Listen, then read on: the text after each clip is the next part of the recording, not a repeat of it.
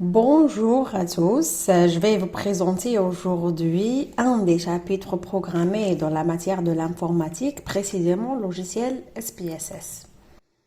Concernant le plan du cours, je commence avec une présentation du logiciel,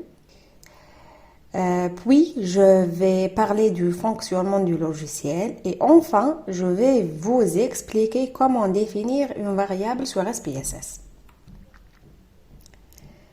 Alors, à la fin de ce cours, l'apprenant sera capable de connaître l'importance du logiciel SPSS parmi les différents logiciels de traitement des données, apprendre comment fonctionne le logiciel SPSS et enfin préciser les différentes caractéristiques d'une variable sur le logiciel SPSS.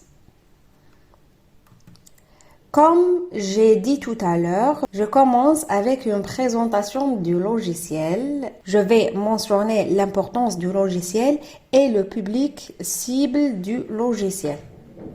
Le logiciel SPSS, Statistical Package for the Social Sciences, a été créé au tout début pour les besoins des psychologues et avec le temps, il en a intégré un grand nombre de procédures statistiques tout en facilitant le travail de manipulation des données.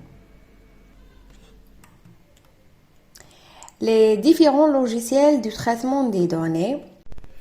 Concernant les logiciels de traitement des données, ils sont nombreux et pour la plupart très bien construits et très faciles à utiliser.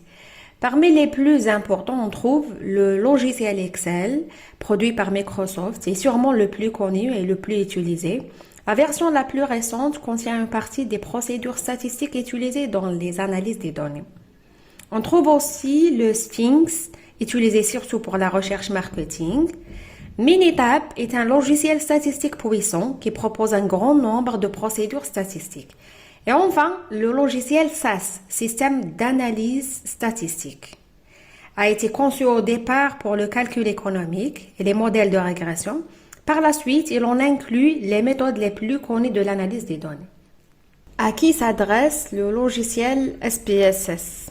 On peut l'utiliser pour des applications dans les entreprises, comme par exemple les prévisions et les budgétisations des ventes et du marketing, les bases de données marketing direct, les tests des caractéristiques d'un produit, etc. Pour des applications dans l'enseignement supérieur, par exemple la gestion des inscriptions, la progression des étudiants et dans la recherche, pour des applications dans les académies scolaires, par exemple l'évaluation des élèves et la planification et budgétisation, pour des applications dans le secteur public, par exemple la gestion du capital humain, et finalement pour les applications en milieu médical et hospitalier, comme les analyses des résultats d'un traitement et la recherche biomédicale et comportementale. Maintenant, je vais vous montrer comment fonctionne le logiciel. Le logiciel SPSS fonctionne à partir de fenêtres et de menus. Chacun des menus présente plusieurs commandes et chacune des commandes comprend des sous-commandes qui précisent la commande principale. Dans la fenêtre d'application, vous pouvez basculer entre vue de données et vue des variables. Vue de données est un tableau où les lignes correspondent à des observations et les colonnes à des variables. Vue des variables est la fenêtre servant à la définition des variables. Chaque variable sera donc définie par 10 colonnes contenant les caractéristiques particulières de chacune des variables. Quand une commande est exécutée, apparaît automatiquement une fenêtre qui montre les résultats obtenus et la fenêtre des résultats. Dans le rectangle de gauche, nous avons la table des matières des résultats qui apparaissent dans la surface de droite. La barre des menus permet à commander l'exécution des diverses commandes permettant d'effectuer les opérations statistiques, graphiques ou autres dont nous avons besoin. Les menus étant regroupés par catégorie de fonctions, il faut d'abord savoir ce qu'on désire réaliser. Par exemple, pour créer un graphique, il faut aller dans le menu graphique, car c'est celui-ci qui concerne les graphiques. Le menu fichier permet la gestion des fichiers, ouvrir un nouveau fichier, fermer, enregistrer, etc. Le menu édition permet d'effectuer les opérations de traitement de texte, copier, coller, couper, sélectionner, etc. Le menu affichage permet de définir les options de l'écran, c'est la barre d'outils. Le menu données traite de tout ce qui est lié à la gestion de la barre de données, définir ou insérer une variable, trier les données, etc. Le menu transformer présente les différentes opérations de transformation possibles sur les variables de la barre de données. Par exemple, la recodification, la catégorisation, la création d'indices, etc. Le menu analyse permet d'accéder à toutes les analyses statistiques que SPSS rend possibles. Par exemple, analyse descriptive, corrélation, régression, etc. Le menu graphique présente tous les types de graphiques que SPSS permet de créer. Par exemple, histogramme, boîte à moustache, courbe, etc. Le menu utilitaire comprend les utilitaires du programme, comme les informations sur les fichiers, informations sur les variables, etc. Le menu fenêtre permet la gestion des fenêtres. Le menu aide propose des rubriques d'aide à l'utilisation de SPSS. Sous la barre des menus, vous trouvez la barre des boutons ou bien les infobulles qui est uniquement un raccourci de la barre des menus et qui contient que les commandes les plus fréquemment utilisées. Maintenant, je vais vous expliquer comment définir une variable sur SPSS et comment préciser ses caractéristiques.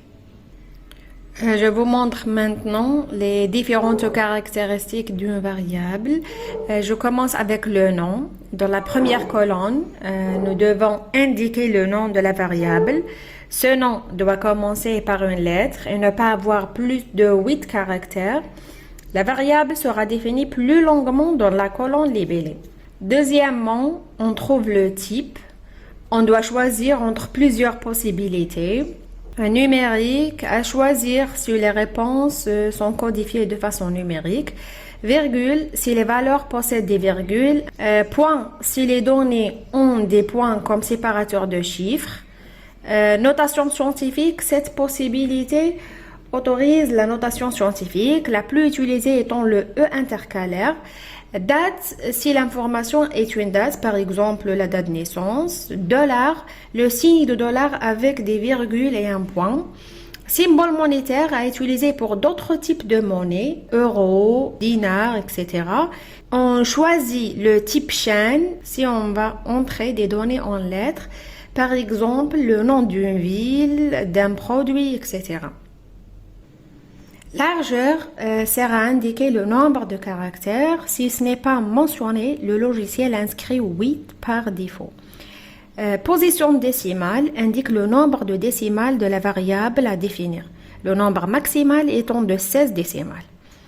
Libellé sert à définir la variable en utilisant un plus grand nombre de caractères. Le maximum est de 120 caractères. Valeur, il est possible d'associer des libellés à certaines valeurs en cliquant sur les 3 petits points. Par exemple, le genre du répondant. Le premier rectangle contient la valeur numérique de l'une des catégories de la variable. Le deuxième rectangle, le contenu sémantique de cette catégorie. En cliquant sur Ajouter, on relie les deux éléments. Manquant désigne les valeurs manquantes de la variable. Colonne désigne le nombre de caractères vraiment utilisés. Aligne sert à aligner les nombres à l'intérieur de la case et de la colonne.